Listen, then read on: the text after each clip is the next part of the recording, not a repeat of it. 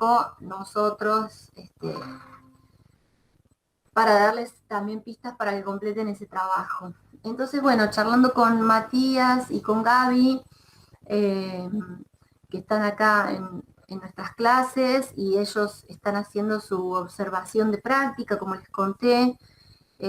Como bueno, como más adelante ustedes también van a hacer las observaciones en los jardines, o el año que viene, bueno, en sus prácticas, y también van a hacer una intervención. Eh, Matías y Gaby también más adelante, en octubre, fines de septiembre, octubre, van a hacer una intervención, una clase, aquí con nosotros.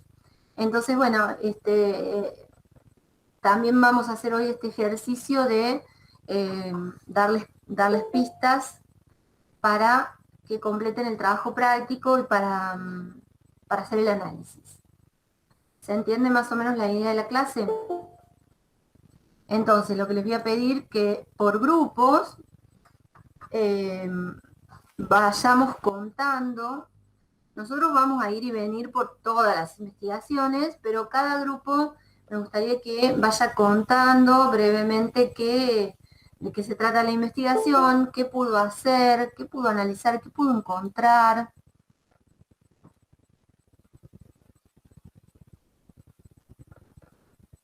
¿Quién quiere empezar?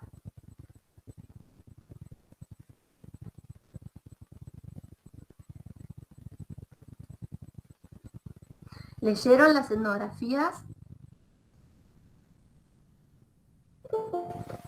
Sí, profe. Sí, profe. Bien, bueno, cuenten, porque todos tienen distintas. ¿Quién quiere contar más o menos de qué se trata lo que ha leído? Su grupo. A ver, Guillermo, ¿ustedes qué les tocó? ¿Con quién estás vos en el grupo? Yo estoy con Pistocchini, Miranda y Muñoz. Y nos tocó la relación nosotros otros en espacios escolares, multiculturales, estigma, estereotipo y racialización. Ujú. Bien. ¿Y de qué habla esto? ¿De qué es esa investigación? Bueno, más o menos la etnografía trata de que la investigadora trata de hacer una presencia en varias escuelas de la ciudad de Buenos Aires, y el tema, como el tema central, sería que esas instituciones son productores y reproductoras de sentidos y prácticas relacionadas con el racismo, la discriminación y la diferencia social. Ujú. Y bueno, ahí a lo largo de la etnografía, eh, la investigadora propone varios objetivos en lo que quiere abordar, y al final trata de abarcar y a realizar como una tesis donde habla de estos temas, el racismo, la discriminación, que son problemas que la escuela aborda, pero en las que no se incluye. La escuela parecen como cubiertos, como que se hacen neutras en ese sentido, y como que enmascaran y naturalizan la relación entre nosotros y los otros. Ujú. Y bueno, Ujú. y Está bueno. con mi grupo fuimos dando cuenta y realizando como pasos, donde marcamos la carátula de la investigación, después el problema, después la respuesta, el argumento entre el problema y la solución. Y bueno, y después fuimos como dando cuenta y marcando las diferentes partes. Hicimos un drive donde ahí vamos, o sea, sacando lo más importante y armándolo como a nosotros nos parecía, y también para que se nos haga más fácil a la hora de explicarlo. Bueno, una de las cosas, vamos a ir como ordenando en función, está buenísimo todo lo que han hecho, pero está muy bueno por un lado decir, bueno, ¿qué quiere investigar? ¿Qué quiere conocer ese investigador? ¿Qué se está preguntando? Entonces ahí está el tema de la investigación, las preguntas de investigación. Eso de la respuesta me hace un poco de ruido, porque no sé si da una respuesta, ¿no? No es que hay una pregunta y una respuesta, Guille. ¿Cómo lo No, pensás? no, obvio, pero lo planteamos de otra manera, tipo, como que tratamos de cumplir ese Que punto, pero comparta. dimos varias respuestas. Ajá.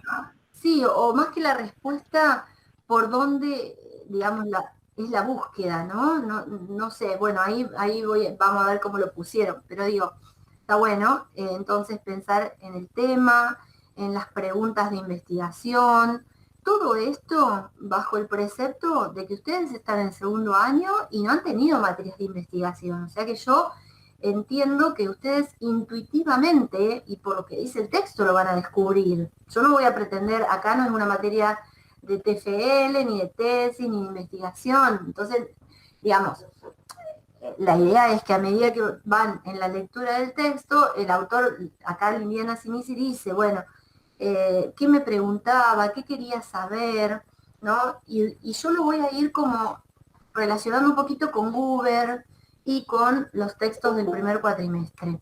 Por ejemplo, Guber en su capítulo 3 dice que las etnografías, los antropólogos, también Quirós lo dice, lo que intentan es desentrañar el conocimiento local, descubrir los sentidos y los significados que los sujetos le otorgan a determinadas prácticas, ¿sí? Estoy leyendo cositas del capítulo de Google, entonces digo, yo esto lo voy a relacionar, o lo puedo relacionar, con el interés del investigador, que tiene, donde ella intenta, digamos, encontrar, quiero leer esta parte, ¿cómo se da esa reproducción de la diversidad? Vos lo dijiste mejor que yo, Guille, no lo encuentro, lo quería leer, cómo se da esa reproducción y esa discriminación en la escuela, pero a la vez se intenta ocultar, ¿sí? Intenta ver bajo un discurso de neutralidad, de normalidad, se intenta ocultar esa reproducción. Entonces ella está mirando eso, y uno dice, wow, qué complejo para ver eso, ¿cómo lo mira? ¿Qué hace? ¿Sí? Bien. Y se mete en el colegio, profe. Onda, empieza a relacionarse en los tres tipos de distintos colegios, de distintas clases, y empieza a relacionarse, a charlar y a tener relaciones con la gente que va ahí, por ejemplo, los docentes, estudiantes, los directores. Cuenta en una de las partes al comienzo de que fue a ver un colegio y la profe salió llorando porque un niño le pegó y decía que el niño decía que ella le había pegado primero y todo eso. La misma investigadora se sorprendió y la directora le dijo que eso no es todo, que eso es algo tranquilo dentro de todo. Uh-huh. Es como que ella realiza el trabajo estando adentro del campo, o sea, no mirando afuera sin hacer nada. Se podría decir como que está involucrada al mismo tiempo. Bueno, eso lo podemos relacionar, eso que dice Tomás, cuando Google habla del investigador que debe tener una presencia prolongada en el campo. Recuerdan que lo vimos en la filmina la clase pasada, que debe tener una estadía prolongada en el campo para poder de alguna manera acercarse y estar desde adentro también del campo, teniendo esa mirada entre el distanciamiento y el acercamiento, y también la delimitación del campo. En el capítulo, creo que es el capítulo 4, no me acuerdo. Claro, también habla como que el investigador no está como en un gabinete sentado, digamos, como que interactúa, digamos, con los actores. Uh-huh. Bien, claro. Pero, espera, hay muchas cosas. Creo que habló Brisa, ¿no? Porque justo estaba tratando de buscar una cita de Google. No, yo de otro grupo, de Agustina. Ah, Agustina, bien. Ah, porque ustedes tienen la misma. Tomás y Agustina están en otro grupo. Yo me metí profe. de onda, digamos, explicar. Tomás está con Brisa, con Guille, y yo estoy en otro, digamos. Bien, bien, perfecto. No, no hay problema, sí, esa es la idea. Es que estaba justo mirando una cita, ¿no? Cuando dice, bueno, el campo de una investigación en su referente empírico es la porción de lo real que se desea conocer, el mundo natural y social en el cual se desenvuelven los grupos humanos que lo construyen. Todo aquello que se relaciona con el investigador. Es un recorte de lo real que queda circunscripto por el horizonte de las interacciones cotidianas, personales y posibles entre el investigador y los informantes. ¿sí? El recorte no está dado, está construido activamente cuando el investigador tiene un interés particular. Bueno, sigue definiendo lo que es el campo, Guber, ¿no? Estoy con Guber. Entonces digo, bueno, todo esto que dice Guber es esto que nos cuenta Sinisi. Liliana Sinisi va a 3 escuelas de la capital, con determinada, ella ahí describe más o menos la población, el barrio, delimita, selecciona la escuela, entra a las escuelas, ¿qué mira? Mira las aulas, los niños, ¿qué observa? Ahí va lo metodológico, ¿no? Se entrevista con la directora, hace entrevistas con las maestras.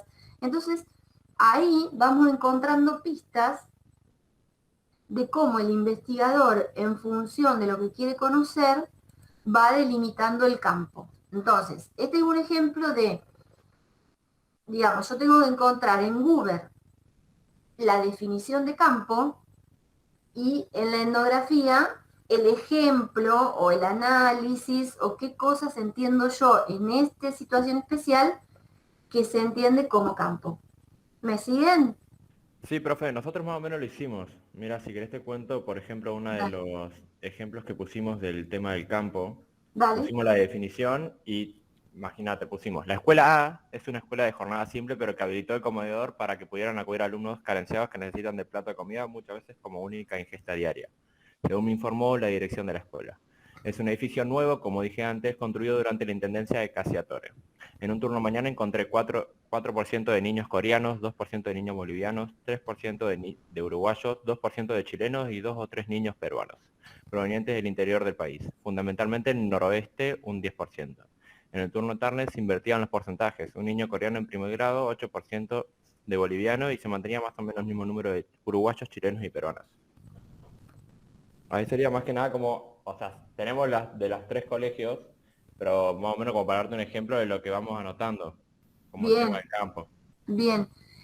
También allí habría que agregar que el campo se construye y se recorta en función de, ahí vos ves cómo tienen datos primarios y secundarios, ¿no? Los datos secundarios, según esos porcentajes, los ha obtenido de planillas, de listados de los grados que le proporcionó la directora, digamos, ella no se puso a hacer la estadística ahí, sino que lo obtuvo de segunda mano, si se quiere. Ya estaba producido ese dato. En cambio, hay datos que va a construir de manera primaria, por ejemplo, a través de las observaciones de campo y de las entrevistas. ¿Sí? Ven cómo se van cruzando datos y se van complementando informaciones.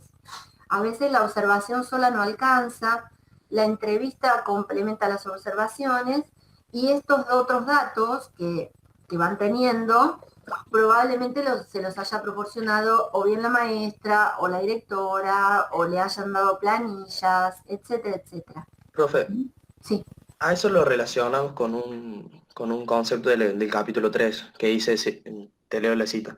dale. Se utilizan instrumentos tales como encuestas y entrevistas formalizadas que exigen a los sujetos alterar, siquiera momentáneamente, sus actividades habituales. El antropólogo intenta pasar desapercibido valiéndose de técnicas menos intrusivas de recolección de datos. Nosotros pusimos lo relacionado con etnografía, que en este caso la investigadora realiza entrevistas de encuestas a los profesores de la escuela A, B y C para su formulación de hipótesis y así poder establecer un hilo conductor para sus posibles respuestas y soluciones. Asimismo, podemos ver que la investigadora es la misma persona la que diseña el proyecto, la que se dirige al campo, la que recoge la información y la que posteriormente la analiza y redacta el informe final. Bien, bien. Muy bueno. Vamos a ir como atravesando otras investigaciones, ya que estamos acá con el concepto de campo. Otros grupos, las del patio del recreo, las del aguante, de las hinchadas, de los negros de alma, ¿pudieron identificar el campo? ¿Dónde, cuáles son los sujetos y qué cosas miran en esos sujetos los investigadores? Bueno, nosotros con Lucas tenemos chismes y control social.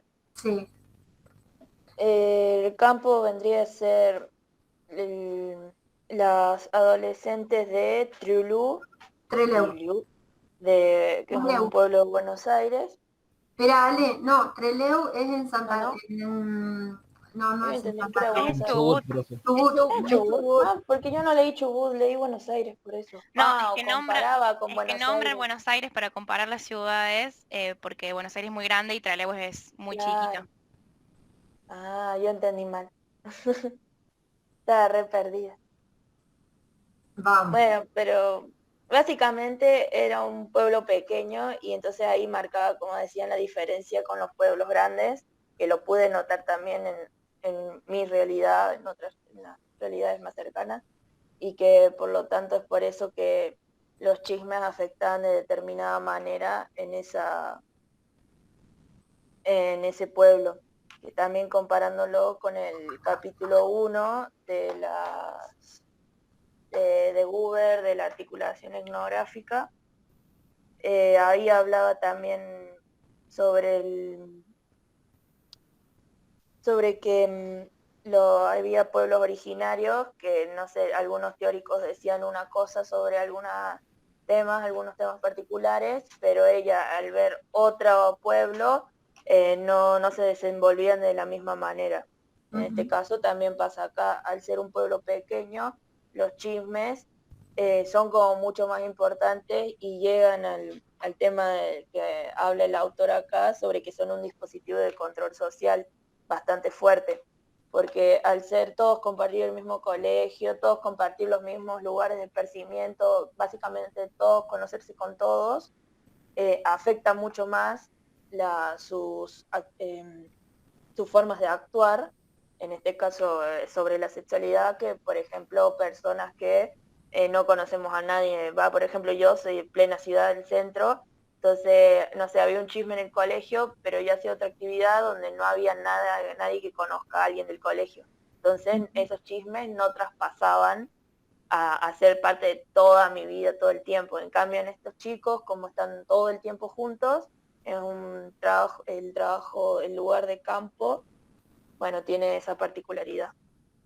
Bien, fíjense que acá el campo, como vuelve a decir, no es solo el aula o el pueblo Trelew, o en el caso de los encuentros etnográficos, el recreo o el patio.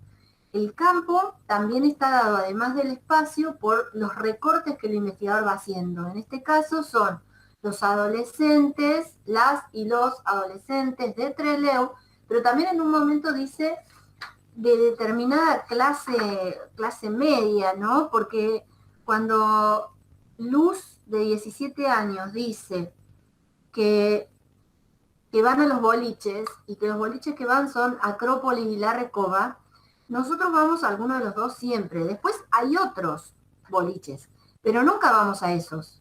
La gente que vamos ahí son gente del colegio, amigos, y siempre se van a enterar. Entonces, acto seguido, el investigador dice, al interior de una ciudad mediana, como Trelew, los adolescentes de clases medias forman una pequeña comunidad cuyos miembros comparten un número muy acotado de ámbitos de interacción. Entonces, fíjense cómo es como un zoom, ¿no? Va recortando. Es Trelew, son los adolescentes de Trelew y son los y las adolescentes de clase media de Trelew, no son todos, porque hay otros adolescentes que van a otros boliches que el investigador no está mirando. ¿Ven cómo va recortando el campo? Sí, ¿Se sí, sí. entiende esto? Sí, sí, sí. Bueno, en cada investigación, no sé si Mati, Gaby no lo vi, pero si quieren dar un ejemplo del campo, del texto de Alabarces o el texto de Blasquez. Sí, prefiero igual que alguien lo diga primero y yo complemento o me Dale. meto con algún comentario, así que no sé qué grupo trabajó. Yo leí la etnografía de Negros de Alma. Así que si alguien quiere decir algo y yo me sumo. ¿Quién tenía negros de alma?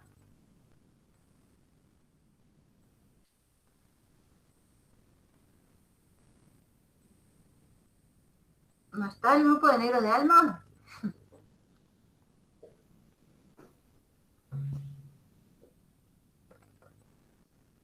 ¿O están muy dormidos?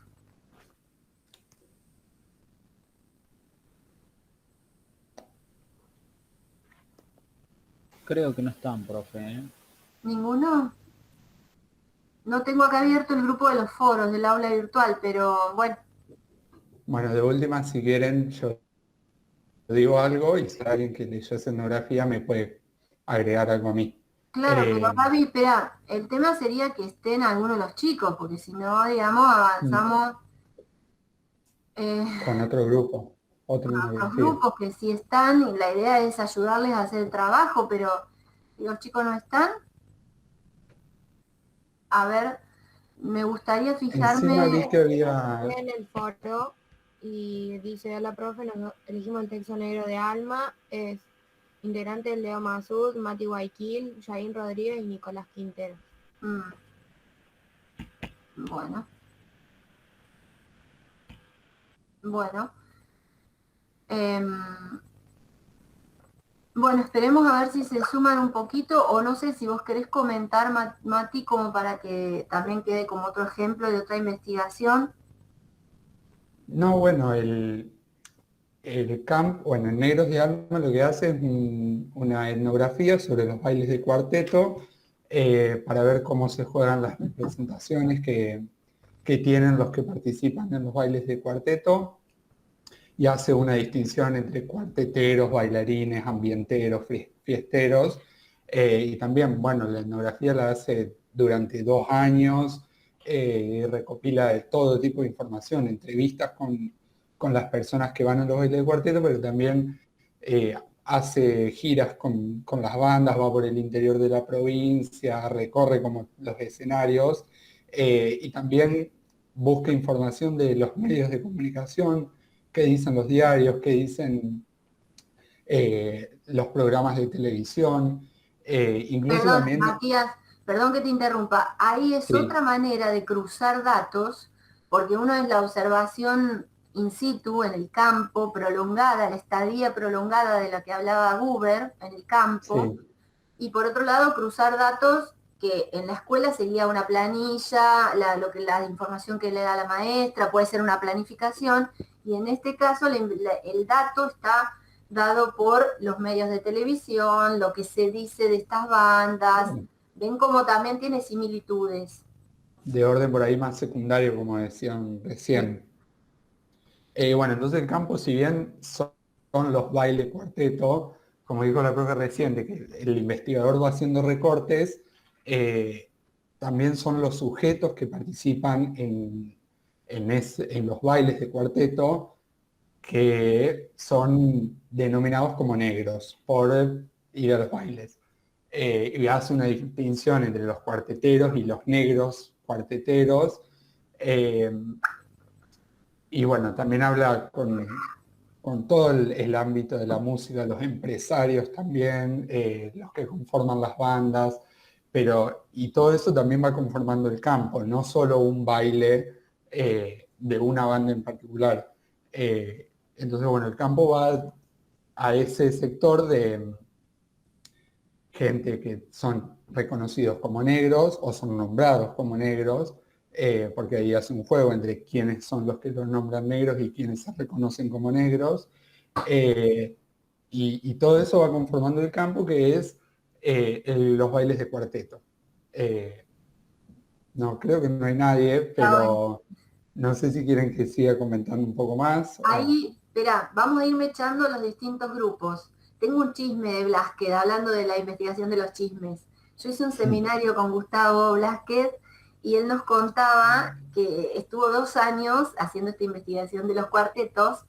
Entonces en su casa también todo el tiempo estaba escuchando música de cuartetos, porque también hay mucha diferenciación y discernimiento. No es lo mismo Cuartetero de la Mona que escuchar a la banda 21, que escuchar a Chévere, digamos. También hay categorías de cuarteteros, ¿no? Están los negros de cuarteto, los cuartetos chetos, bueno, hay un montón de cosas, ¿no? Y que él escuchaba todo el día música de cuarteto porque escuchaba las letras, lo que decían las letras, etcétera. Y cuando terminó eso, después de 2 años, empezó a hacer otro trabajo con la música electrónica. Imagínense la diferencia. Entonces, dice que un vecino un día le tocó el timbre y le dice, ¿qué te pasó que cambiaste de gusto, Alesia? Entonces, dice que bueno, que nadie entendía nada porque había estado 2 años escuchando cuarteto y ahora escuchaba todo electrónica. Pasaba por todos los géneros. Muy gracioso. Bueno, eso también es importante en la etnografía que él hace, analiza las letras de las canciones que se escuchan en los bailes y de cómo esas letras refuerzan o no las representaciones que tienen los seguidores del cuarteto. Pero sí, está bueno cómo él va y pone fragmentos, seguramente en las etnografías que leyeron hay fragmentos de la información que se recopila de entrevistas, letras, notas de diarios, y bueno, todo eso va conformando el campo que son los bailes de cuarteto y las denominaciones, las representaciones que tienen las personas que circulan ese ámbito, digamos. Y sobre eso va su etnografía. Ahí vamos adentrándonos en otros conceptos, pero van más o menos comprendiendo. ¿Hay alguien sobre el estudio de Wenetz, de los patios escolares, los recreos?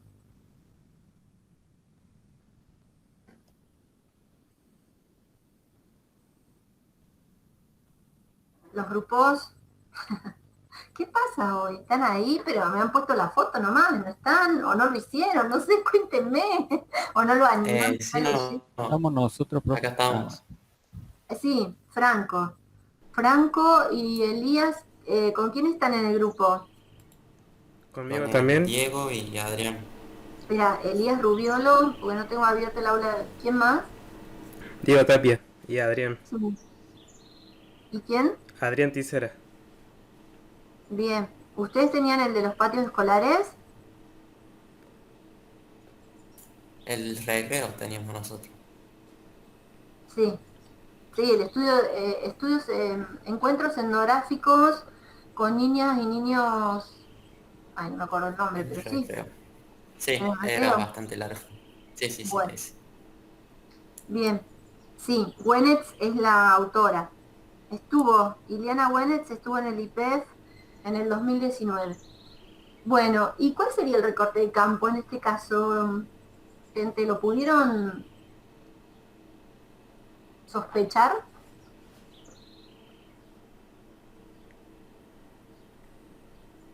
¿Pudieron ver cuál sería el campo acá?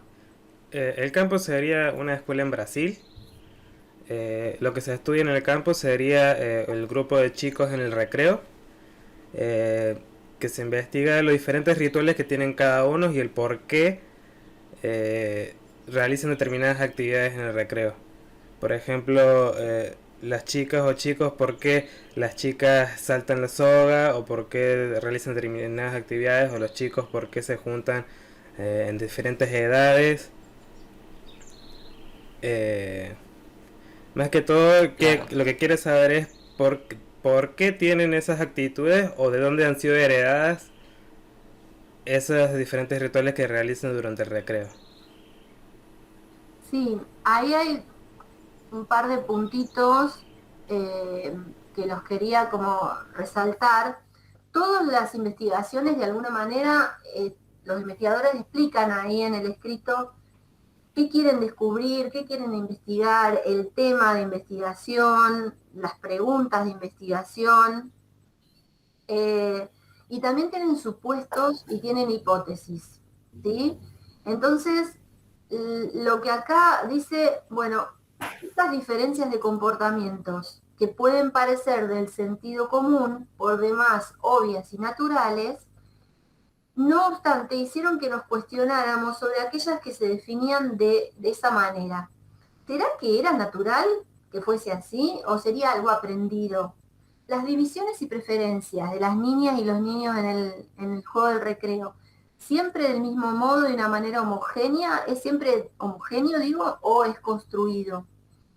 Y ella, Ileana, sostiene que en realidad parten del supuesto,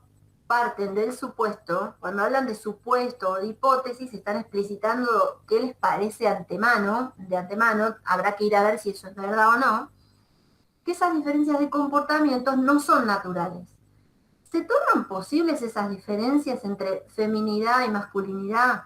¿Será que hablamos de una única feminidad y masculinidad? ¿Estas diferencias son reproducidas y legitimadas tanto en momentos oficiales de aprendizaje como en los no oficiales, como es el recreo?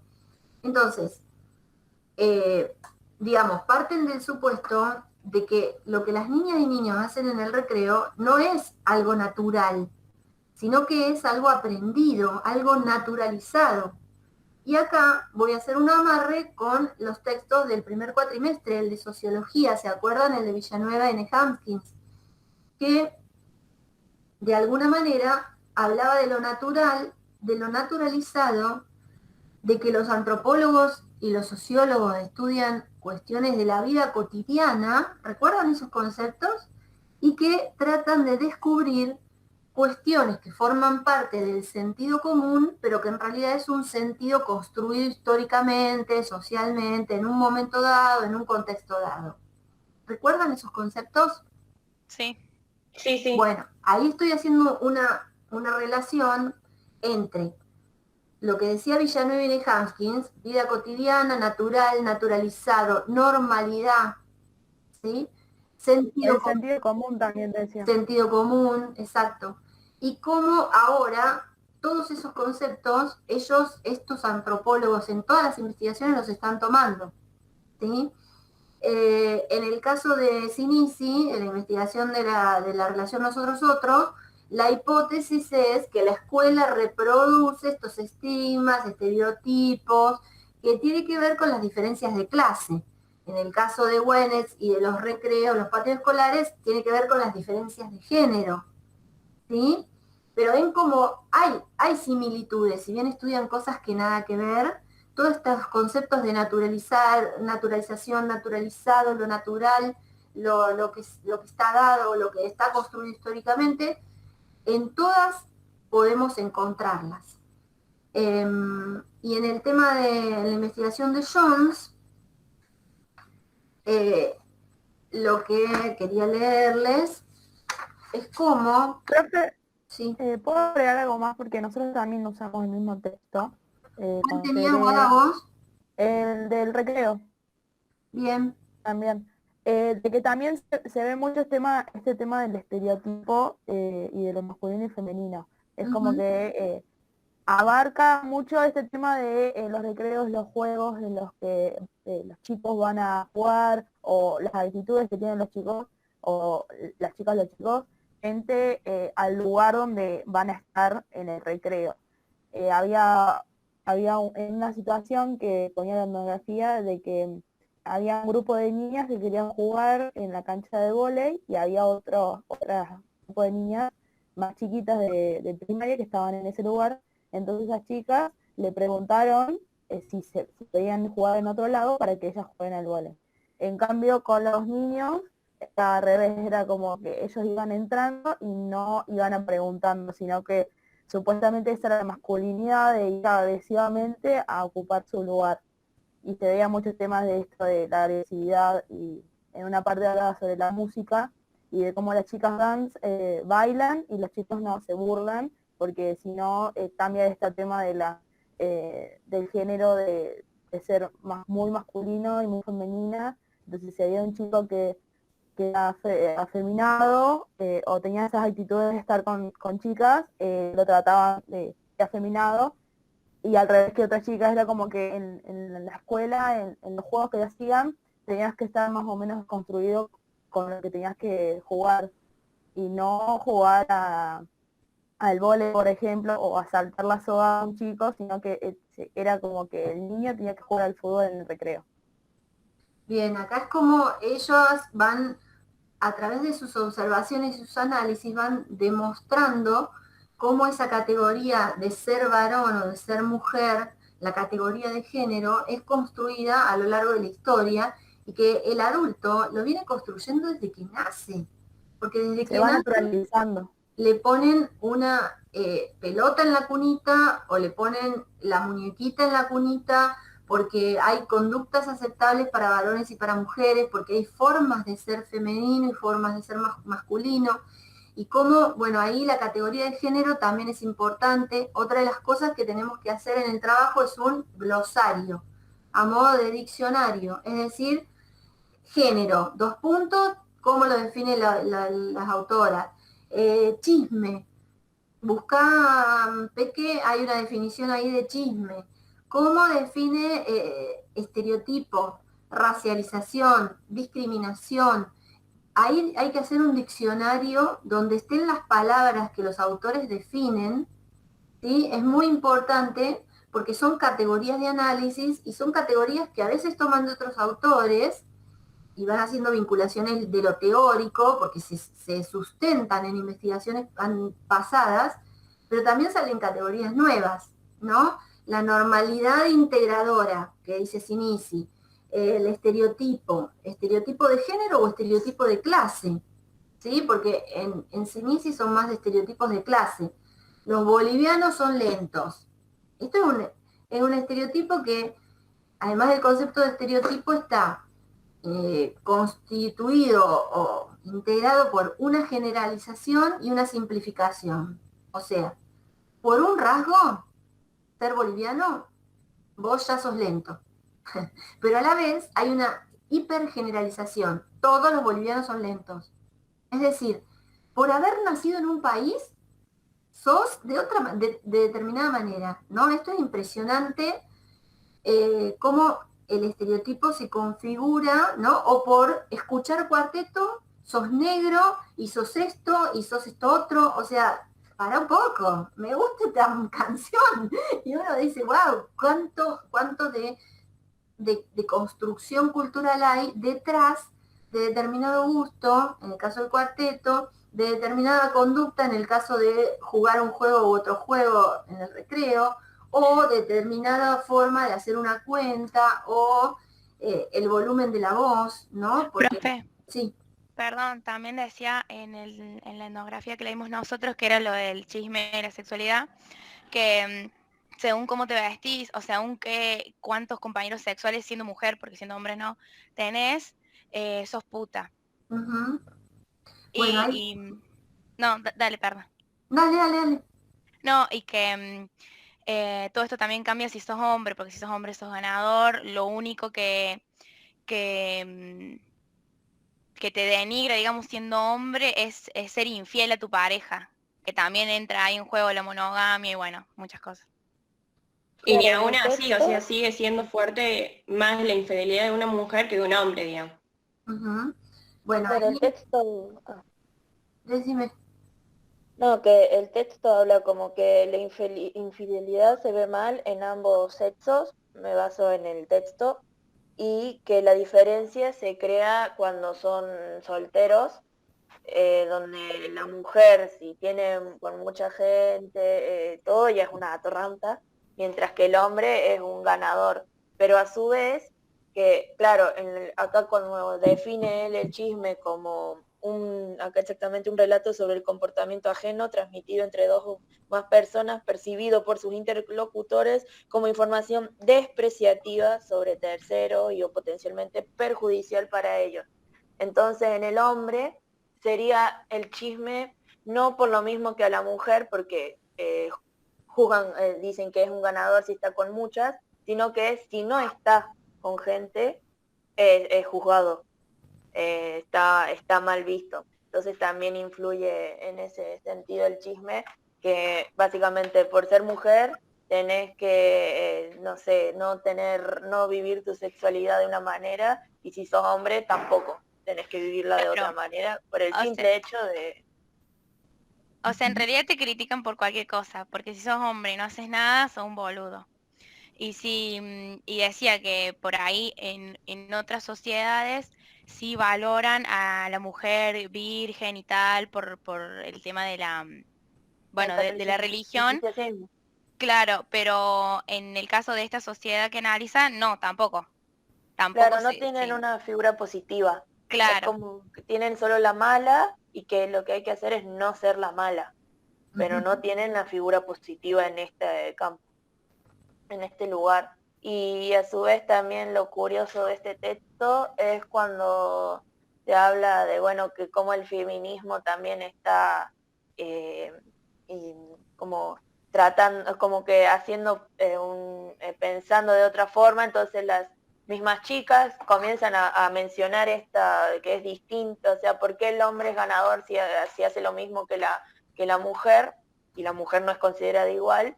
Pero a su vez también cuando se tratan de defender, usan ese mismo machismo interiorizado, o sea, que habla como la cultura, o sea, tratando de llevar lo que vimos en el primer semestre, es parte de nosotros. O sea, por más que no estén de acuerdo con acciones, su forma de argumentar sigue estando en el mismo campo, en el mismo tema. Perfecto, y también eso tiene relación con lo que dice Buber del involucramiento, el acercamiento y el distanciamiento que tiene que tener un antropólogo al ingresar a un campo, ¿no? ¿Con qué lentes voy a mirar? ¿Con el lente del juicio? ¿Con el lente? Porque uno es una persona, entonces el sujeto no puede tener una mirada totalmente objetiva. Y ahí Buber habla de la diferencia entre diversidad y perspectiva del actor. Es decir, el investigador debe reconocer la perspectiva desde donde mira. Vieron que en todas las investigaciones dicen, partimos del supuesto de, eso que está diciendo, que yo reconozco que parto de suponer que la escuela reproduce estas diferencias de clase, de estigma, de estereotipos. Partimos de suponer en el del recreo, parto de suponer que estas prácticas corporales que niñas y niños hacen en el recreo no son naturales, son naturalizadas y son construidas.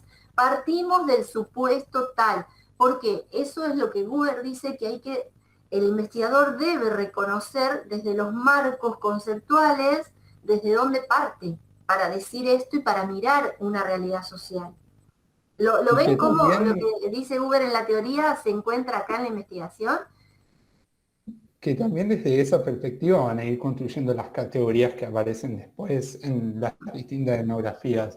Por ahí sí, no sé, si va otra persona a investigar desde otra perspectiva, e incluso desde otra descripción teórica, porque también Buber lo dice, miramos desde unos lentes porque nos situamos desde una teoría que nos influye o que a la que seguimos o a la que estamos adscritos. Claro, desde la que nos posicionamos, eso. Y entonces, lógicamente, esa teoría que influye después va a ayudarme a construir las categorías. Pienso por ahí, escuchando a las chicas y a esta etnografía, que en esta etnografía se puede pensar en construcción de la masculinidad, la feminidad, los estudios feministas, los estudios de género, que a lo mejor todo eso opera de fondo en la teoría de quien hizo la etnografía, ¿no? Digo, en el caso de la etnografía que yo leí, que es la de los cuartetos, él dice que parte desde el estudio postcolonialista, el feminismo y el psicoanálisis, y que desde eso mira a lo que pasa en los bailes de cuarteto. Entonces, como ir reconociendo ahí las descripciones y los posicionamientos de cada investigador, que lo dice Buber también. No sé si es claro como la relación. Claro, sí, sí. Fíjense que ahí en la del chisme dice, partimos de la hipótesis de que la producción y circulación de chisme entre adolescentes actúa como mecanismo de control de su sexualidad.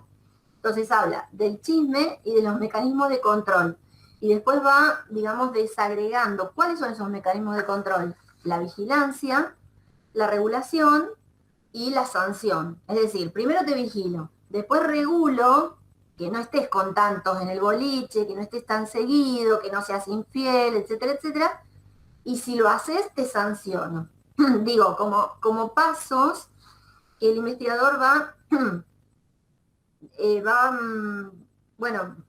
organizando. Esto es un escrito, digamos, y esto que parece así súper simple es producto de observaciones, entrevistas, de estar un tiempo prolongado en el campo, digamos, primero la información es toda desordenada. Ustedes piensen que esta investigación ya está hecha, ya está interpretada, ya está publicada, la investigación primero es medio caótica. Me dice, ¿qué hago con todo esto? ¿Cómo hago esta categoría? ¿Esto que me dice qué quiere decir? Digamos. Entonces, bueno, es complejo. Yo no pretendo que sean investigadores, pero digo, les cuento que uno acá ya tiene todo más ordenado, ¿no? Y después cómo va diciendo, en el primer apartado vamos a ver las temáticas más frecuentes sobre los chismes. En el segundo apartado vamos a analizar el dispositivo de control. En el tercer apartado, digo, estas cosas son detalles que nos sirven para organizar la información cuando se la tengamos que presentar a los compañeros que leyeron otra, ¿sí?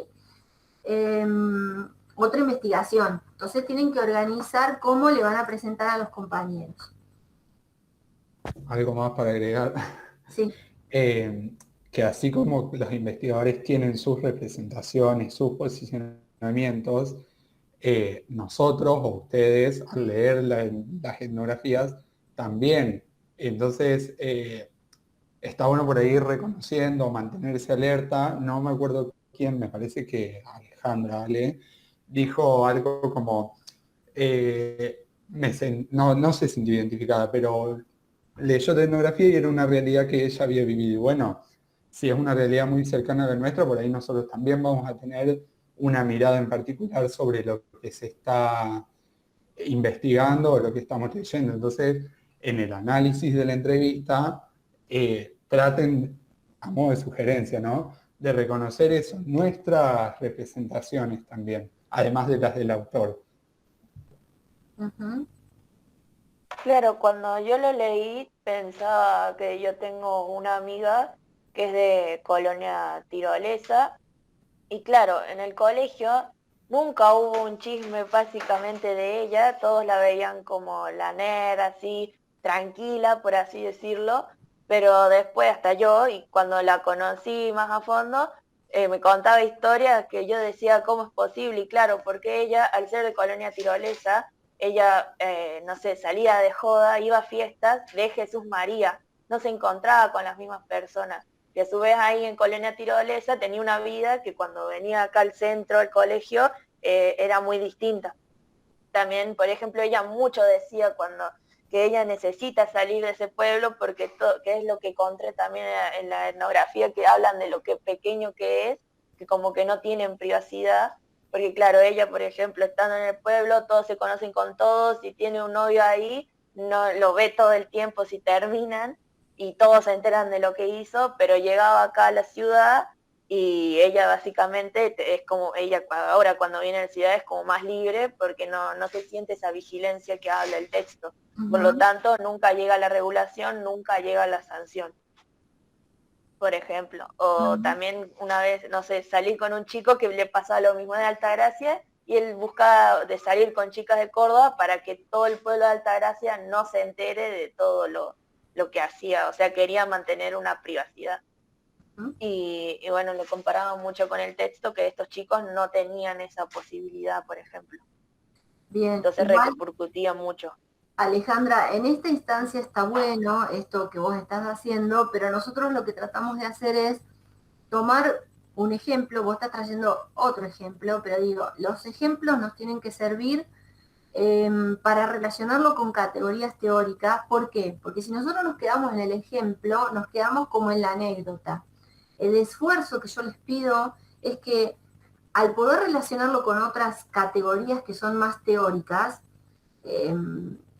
no sé, campo, estigma, estereotipos, diferenciación de género, etcétera, etcétera, ustedes van a poder con esas categorías mirar nuevos patios, nuevas realidades y poder hacer intervenciones, porque no se olviden que todo esto lo estamos haciendo no para quedarnos en el chisme o en el adolescente o en los negros de alma o donde sea, sino para poder tener herramientas para luego que ustedes puedan saber para qué se usan estas herramientas cuando tengan que mirar las instituciones, mirar sus clases de educación física, observar clases para poder hacer mejores intervenciones, ¿sí? Porque en la medida que uno puede distanciarse, observar y no quedarse qué bueno, qué malo, qué chisme, qué no chisme, o qué negro, qué boliviano, qué no sé qué, no, esto es un estigma, entonces yo ahí identifico rápidamente,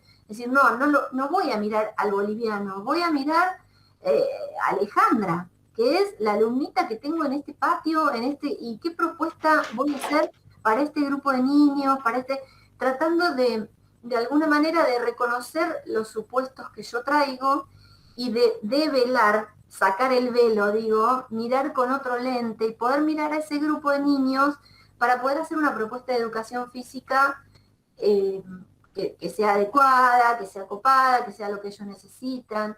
Porque imagínense esas maestras de Sinisi, ¿no? Que dicen, no, todos los bolivianos son lentos. Así que si tiene que ir a segundo grado, como es boliviano, yo lo pongo en primero. Eso dice la maestra. Es tremendo. Porque esa maestra no vio a Marinita que llegó a la escuela, vio a una boliviana, no le tomó una evaluación, un diagnóstico, no consideró que tiene 7 años en vez de 6, nada, solamente por haber nacido en un país es tan fuerte ese supuesto que lo mandan a primer grado. Imagínense ese niño, ¿no? Y al revés también, que los chinos son rápidos, que los otros son ladrones, que los peruanos son indocumentados. Digo, estas generalizaciones de las que a veces teñimos nuestras percepciones y necesariamente después nos hacen actuar teñidas por esos estereotipos, estigmas, esas naturalizaciones, y ustedes van a ser profesores. Entonces digo, tenemos que hacer ese ejercicio que además es para siempre. Después se torna en un vicio, porque ya no podemos dejar de hacerlo nunca más.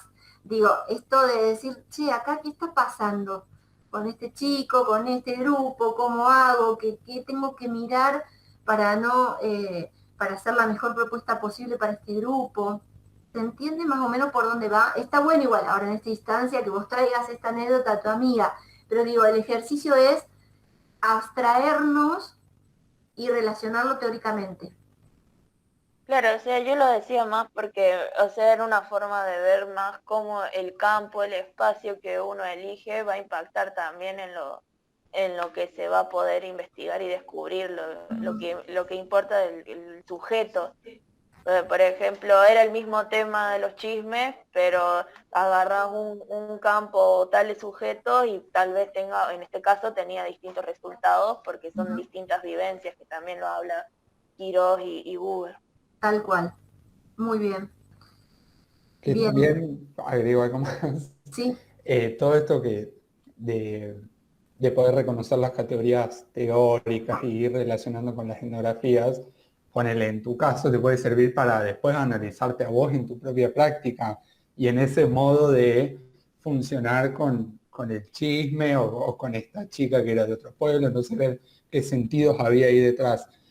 Y otra cosa que decía Mari, que también ayudan a construirlo y después ejercer esa observación participante de la que se habla. Me pongo a mi ejemplo muy autorreferencial, pero yo cuando anoto en las clases que estoy todo el tiempo es porque estoy viendo categorías de lo que está pasando acá y estoy tratando de entender esta realidad que es una clase de socioantropología de segundo año de un profesorado. Y ahí entonces el campo es ese, y somos nosotros también, porque ahora yo me metí en este campo. Y entonces está bueno ir pensando lo mismo cuando tengan que observar o pensar una práctica de educación física. No sé, se me ocurre, en este año están cursando práctica docente 1, que es en nivel inicial, pero ir como haciendo eso de ir ejerciendo la observación participante en las prácticas educativas o en nuestras propias prácticas también, mantenernos como vigilantes de lo que hacemos. Y bueno, sí, una vez que entras es como un viaje de ida, porque estás todo el tiempo reconociendo lo que pasa ahí. Fíjense cómo, por ejemplo, esta investigación de los patios, de los juegos de los niños, de los recreos y sus prácticas corporales, me podría ayudar a pensar a mí si yo como profesora de educación física voy a contribuir a esa reproducción de género proponiendo, bueno, las nenas pueden jugar al vóley y los varones al fútbol. no, las nenas no pueden hacer esto, los varones sí. Los varones ocupan la cancha principal y las nenas les doy la cancha auxiliar o un pedacito que hagan una cosita así nomás. Digo, pensar en esta investigación me permite también pensar si yo como adulta y como profe voy a estar contribuyendo a esa reproducción de género y a esas diferencias de género, o voy a ir contrahegemónicamente a romper esas estructuras para que las niñas puedan tener, de la misma manera que los varones, prácticas corporales ricas, que puedan hacer danzas, que puedan, no sé, hacer cualquier tipo de práctica corporal, y a la inversa también. ¿Por qué los varones no pueden danzar o no puedo trabajar con los varones determinadas prácticas? Es decir, esto también me ayuda a pensar y a argumentar, porque cuando yo vaya a la directora a decir que voy a hacer una unidad didáctica o una secuencia didáctica en danzas tradicionales, ¿sí? Me va a decir, no, pero profesora, ¿cómo o danzas contemporáneas o lo que sea, pero ¿cómo vas a trabajar eso con los varones? No, bueno, porque yo estoy trabajando con la interrupción de esta reproducción de cuestiones de género, digo, tengo elementos para argumentar desde dónde sustento mi práctica, ¿sí? Y a la vez, por ejemplo, en esta investigación de Sinisi, ¿no? Cuando cuenta la maestra y en un momento cuenta que los papás nunca van al colegio, están por ahí los de Sinisi, que nunca van al colegio y que había un papá emocionado porque había ido a una reunión de padres o porque lo habían citado a la escuela, ¿no? Cuando para nosotros digo, nosotros otros, ¿no? Gente por ahí de clase media, los papás iban 1 o 2 veces por año a reunión de padres. Y lo más normal, vuelvo al concepto de normalidad o natural, que en realidad es naturalizado, era poder acercarnos a la escuela, tener una reunión con la maestra, etc. ¿Por qué? Porque la familia, la comunidad de peruanos, bolivianos, indocumentados, etcétera, etcétera, no tenía lugar en la escuela, porque están en el lugar de, no, estos padres no se ocupan, no saben nada, ¿para qué van a venir? Un montón de prejuicios también. Y en general esas comunidades son papás albañiles, las mamás son empleadas domésticas en las casas, entonces, digamos, no van porque no pueden perder el día de trabajo, no tienen para pedir licencia, decir, che, hoy no voy, me pagás igual porque tengo que ir a una reunión de padres. No pueden hacer eso, como las personas que tienen trabajo en blanco y pueden pedir un día, digamos. Entonces, cuando uno comprende la realidad del otro, dejo de pensar que el papá no le importa nada, el papá está tratando de conseguir un mango para poner comida en la mesa esa noche. Entonces, digamos, ahí yo dejo de pensar que el papá no le importa o el papá es esto y es lo otro y es lo otro. Es que no va porque está ocupándose de algo más indispensable que, en este caso, ir a la reunión de padres. Y también les contaba al otro grupo que trabajamos en Villa Libertador, y en Villa Libertador hay muchas comunidades, hay una comunidad grande de bolivianos. Y no sé si conocen la fiesta de Urcupiña, de la Virgen de Urcupiña, que es en agosto justamente, donde, bueno, hay una celebración, ¿no? Es una celebración de bolivianos, etc. Y había una profe que programó una secuencia, una unidad didáctica, en función de danzas tradicionales, pero tradicionales para esa comunidad. No se puso a enseñar chacarera. Entonces dice, bueno, ¿y qué bailan los bolivianos? ¿Qué sé yo? Resulta que bailaban caporales. Y dice, bueno, pero yo no sé nada de caporales. Bueno, pero no es lo que yo sé o no sé, es la representación y la significación, el sentido, como dice Uber, que le da el otro. Entonces, armó, digamos, un trabajo sobre coordinación, habilidades rítmicas, etcétera, etcétera, con contenidos de la educación física sobre la danzas tradicionales bolivianas. ¿Qué pasó? Invitó a mamás y a papás a enseñar, y a los niños a enseñar y a bailar caporales. No saben la felicidad de esos papás.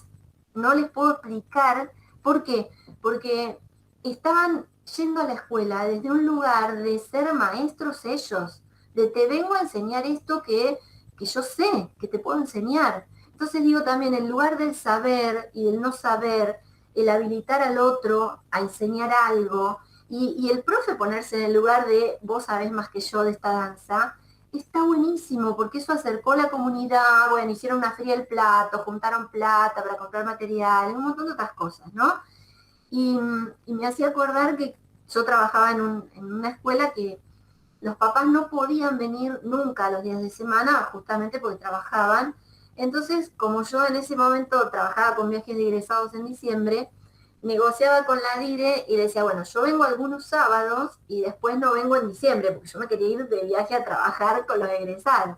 Entonces iba los sábados en un proyecto que armamos sobre juegos de mesa y de tablero, bueno, un proyecto de juegos, ¿no?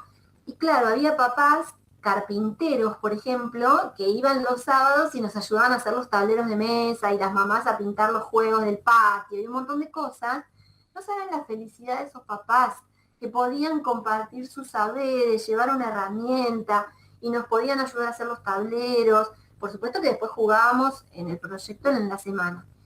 Digo, a veces hay muchas maneras de ponerse en un lugar de saber, de no saber, de reconocer al otro y de mirar al otro, ¿sí? Entonces, digo, ¿cuántas cosas nos pueden disparar estas etnografías que uno dice, bueno, pero a mí que me importa en Buenos Aires o en Trelew? Sin embargo, se pueden trasladar, como dice Alejandra, al pueblo de Colonia Tiralesa o a lo que pasó en Villa Libertador en Córdoba, etcétera, etcétera, etcétera.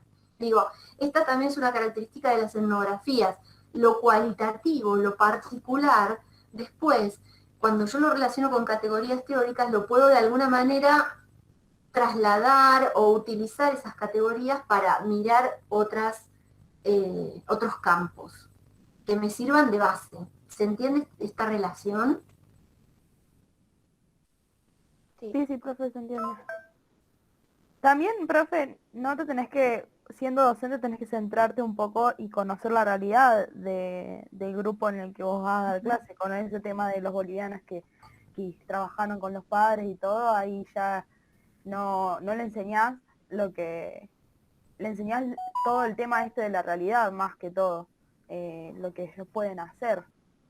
Y hay cosas que sí van a ir aprendiendo, pero más que todo es centrarse en la realidad del grupo en específico, más singular que plural, así, por así decirlo. Es que cada escuela, cada patio, cada gimnasio, cada natatorio, cada lugar donde ustedes trabajen, es un campo.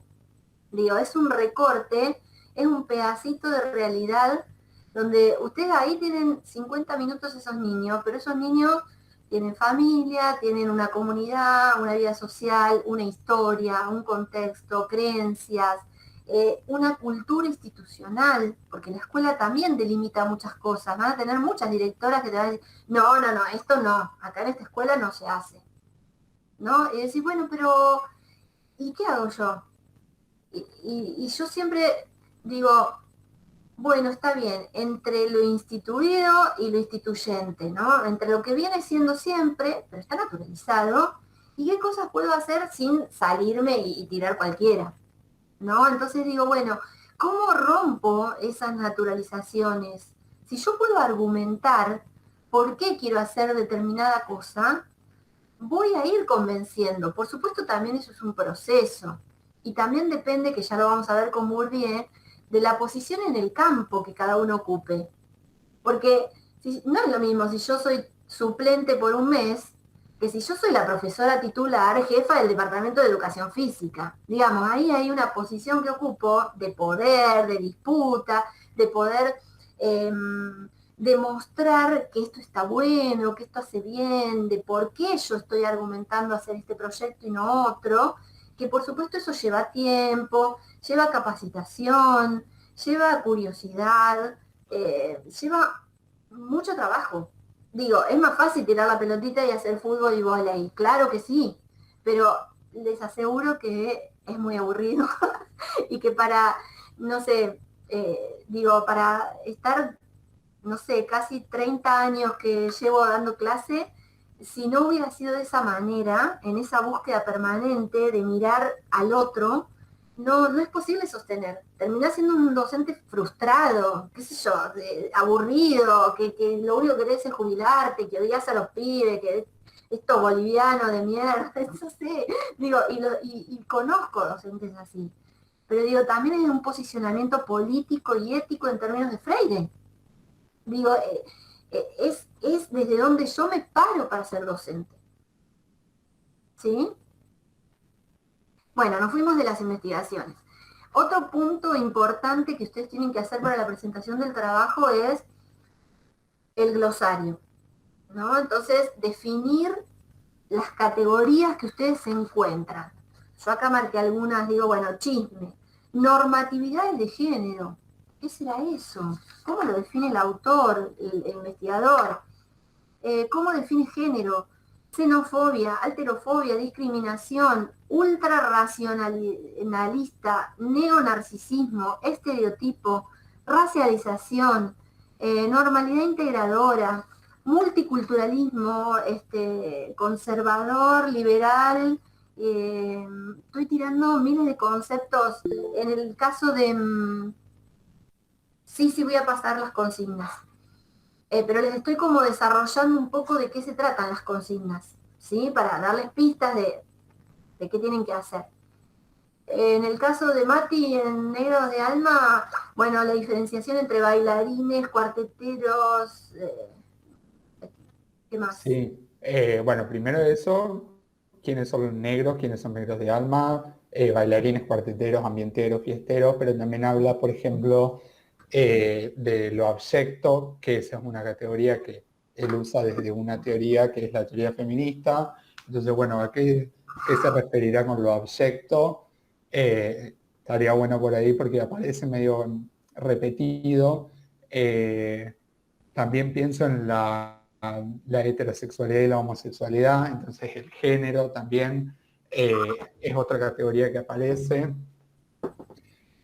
También por ahí un poco más yendo la historia o la reconstrucción histórica de cómo cómo se jugaron esas categorías en el tiempo para conformarse como se conforman ahora, digamos, como están como institucionalizadas, pero bueno, hay mucho ahí de la diferenciación entre negro, negro de alma, negro de mierda, morochito, que tiene que ver más con la etnografía o la práctica del cuarteto en sí, pero también hay otras como esto de lo abyecto. A mí me pareció importante en el texto, que es una categoría teórica, ponele, que él recupera de Judith Butler. Por ahora no se me ocurre ninguna otra. Bien, ¿se entiende esta idea del glosario que tienen que ir haciendo? Sí, profe, se entiende. Bien. Entonces hay como tres grandes cosas. Por un lado el glosario, identificación y definición de categorías. Por otro lado la relación de la etnografía. Cuando voy leyendo digo, esto se puede relacionar con qué textos teóricos de los que vimos. Villanueva, Nehamsky, Constructores de Otredad, Buber, ¿con qué relaciono esto que estoy leyendo con las categorías de socioantropología, ¿no? De los textos que tenemos para leer nosotros. Y por otro lado, ¿cómo le cuento a mis compañeros toda esta información? ¿Cómo la organizo? Porque, a ver, ustedes la van a organizar de manera escrita, pero la clase que viene van a tener más o menos unos 15 minutos cada grupo para explicar. Ustedes no se van a poner a definir, explicar la chorrera de conceptos de cada cosa. Eso va a estar escrito y lo leerán los compañeros. Pero sí tienen que organizar, bueno, esta investigación estudia tal cosa, tiene estas preguntas, este tema de investigación, esta hipótesis, trabaja sobre estos supuestos, mira acá, mira allá, y va relacionando con lo otro, digamos, tienen que contarle a los compañeros de qué se trata y también hacer una reflexión ustedes. Decir, bueno, esto a mí, leer esto y hacer este trabajo me sirvió para cuando sea profe poder pensar en estas cosas. ¿Entienden?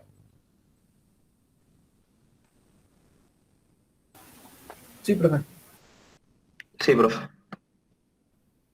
Bueno, también por eso es un trabajo en grupo. Digo, uy, tengo que leer de vuelta los textos del primer cuatrimestre. En realidad tienen que trabajar grupalmente. Es decir, ustedes ahora tienen 4 capítulos de Buber, 3 del Salvaje Metropolitano y 1 de la lectura de la etnografía. Pero ustedes son 4 en el trabajo. Entonces, digo, organícense y traten de ver, bueno, yo miro una cosa, yo miro otra, vamos a armar así, yo busco los textos del primer cuatrimestre, yo hago estas relaciones, yo hago esta definición del glosario, yo hago esta otra. Digo, la idea de trabajar en grupo es justamente la distribución de tareas, de roles, y en algún momento juntarse, debatir, discutir, enriquecer con el trabajo que hace el otro. ¿Sí? Esto ya lo vivenciamos con las biografías el año pasado, ¿sí? Cuando uno lee el trabajo del otro y discute y puede tomar algunas cuestiones en común, bueno, también se enriquece. Y también ustedes han vivenciado, muy pequeñito, la idea de hacer entrevistas, porque se acuerdan que trabajamos con los profes que vinieron que ustedes entrevistaron. Sí, Sí. Bueno, en este sentido, por supuesto, yo en primer año no les voy a pedir que sean investigadores, pero ven cómo se van relacionando los temas, y también era de práctica, ¿sí? Entonces ustedes ahora, cuando vayan al jardín y vean y tengan que hacer observaciones de campo y tengan que entrevistar a la maestra, a la profesora de educación física o a la directora o ver qué informantes claves y no sé, y qué informaciones ocasionales pueden recolectar y de dónde sacan información, dicen, bueno, yo miro al grupo, pero también miro a la maestra y también le pregunto esto a la portera y miro las carteleras del jardín y digo, che, ¿y cuántos son en la lista? Y son 20, pero ahora con el frío están viniendo 10 y no sé qué. Digo, ¿cómo voy a hacer ese rastreo, esa recolección de información que después voy a transformar en dato y que voy a poder analizar para realizar mi propuesta de intervención? ¿Se entiende para dónde vamos? Sí.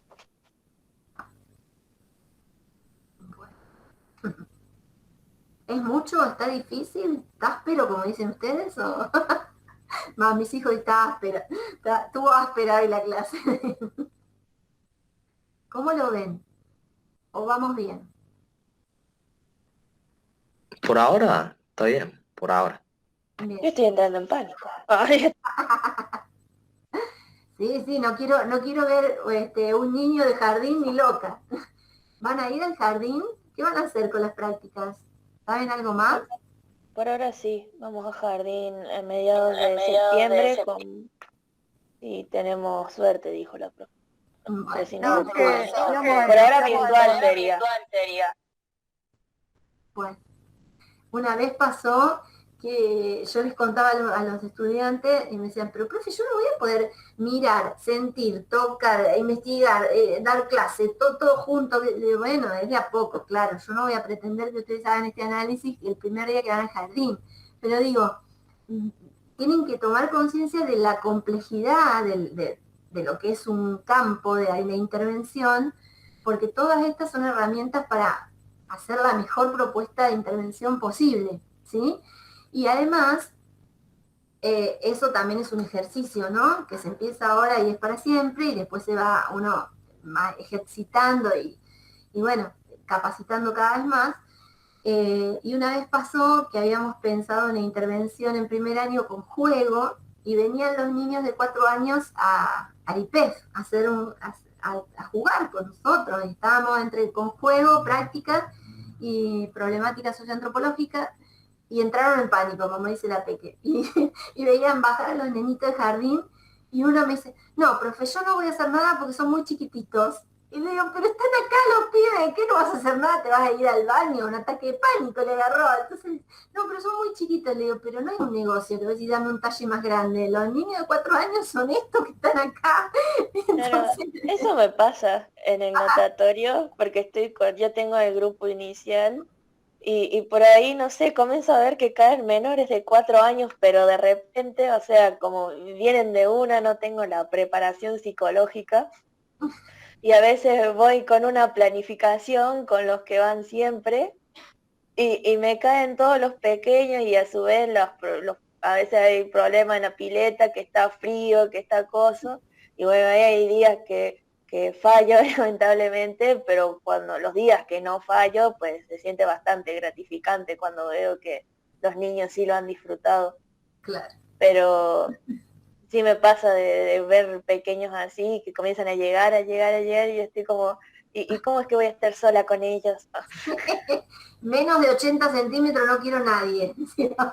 Ya, imagínense una pileta honda, o sea, hay días hasta que a mí me cubre los hombros, pequeños que obviamente no saben nadar, tienen 3 o 4 años, y por ahí que el agua está fresca, y afuera también, tengo que andar imaginando cómo decir al que lo flota son cinturones mágicos para que se los quieran poner, o buscar de hacer juegos grupales en un medio donde no saben desplazarse. Y todo de repente. ¿No hay plataformas o escaleras, algo que te puedan hacer de soporte? En este momento no, porque se rompió, porque la plataforma causaba más daño en un momento. Pero sí, o sea, son cosas habladas, obviamente, pero a veces llega el momento y no puedes, no te dan la opción de decir que se vaya. Tenés que ver cómo solucionarlo. Bueno, ahí está todo lo que vimos el año pasado, ¿no? La inmediatez, Sí. la multiplicidad de tareas, la complejidad del acto pedagógico, todas las características y las cuestiones que el docente tiene que resolver ahí, en ese minuto que el agua está fría, que el nene llora, que la mamá te está mirando y que vos querés desaparecer. Bueno, perfecto. Bueno, gente, por ahí va el análisis, yo después les voy a dejar por escrito, digamos, las consignas. Vamos a pensar en 2 momentos. Por un lado es el trabajo escrito que van a tener que entregar por grupo, y por otro lado la presentación.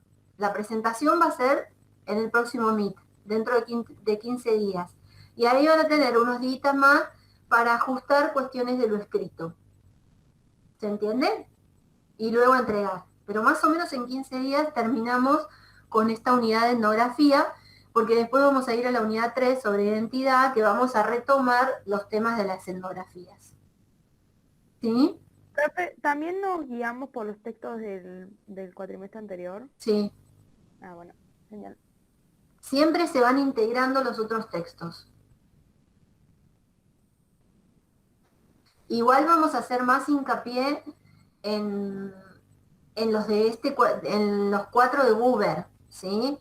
Pero me parece que hay algunos como natural, naturalizado, vida cotidiana, sentido común, que no podrían faltar. Sobre todo están como muy conectados con algunas cosas de Buber, entonces como sí, que ya lo continúa.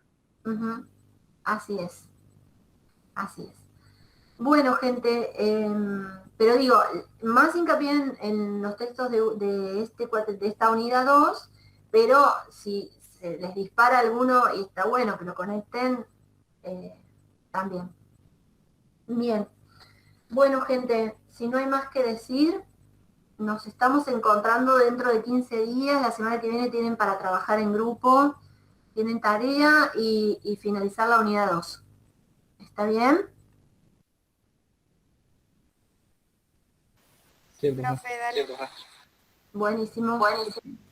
Que tengan buena semana, buen fin de semana. Dale, profe.